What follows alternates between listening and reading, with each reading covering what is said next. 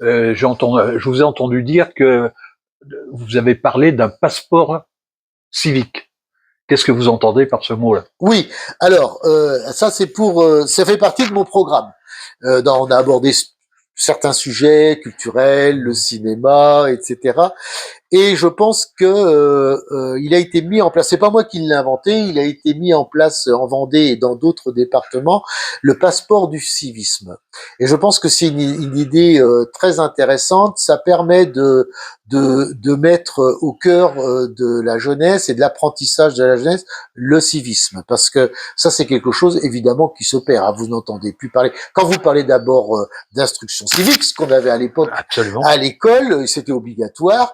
Maintenant, vous parlez de ça, vous êtes un réac, facho, enfin, etc. Donc moi, je pense que c'est important. Alors, ça touche les collèges. D'après bien ce que j'ai compris, je vais l'étudier encore mieux que ça.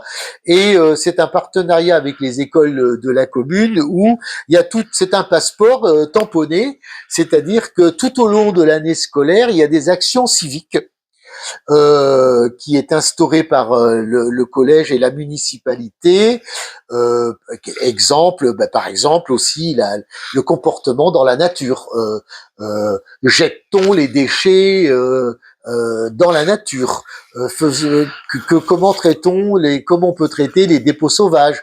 Quand on fume une cigarette, est-ce qu'on la jette dans la nature? Du civisme, c'est du pur civisme.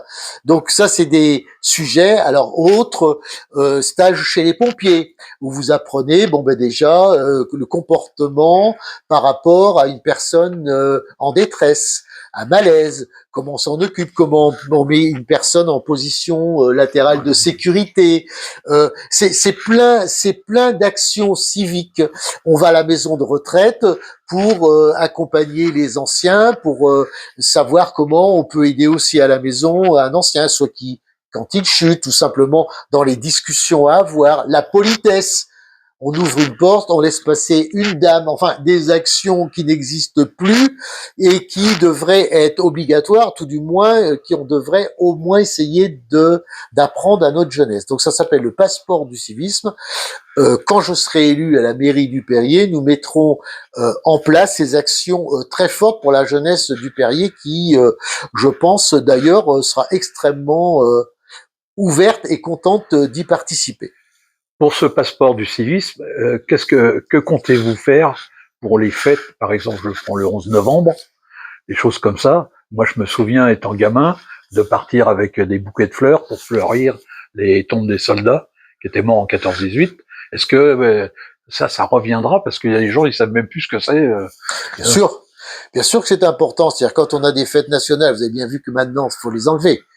Ah bah on enlève, on propose, je sais plus ce que c'était, le 8 mai ou je sais plus. Oui. Donc ça fait partie de l'action macroniste libérale décadente. Évidemment, le passeport du civisme, c'est tout l'inverse, hein, c'est-à-dire c'est de réintroduire et de remettre l'Église au milieu du village sur toutes les actions importantes nationales. Donc évidemment, les enfants sont amenés aussi à participer à nos défilés, que ce soit avec les pompiers ou les anciens combattants.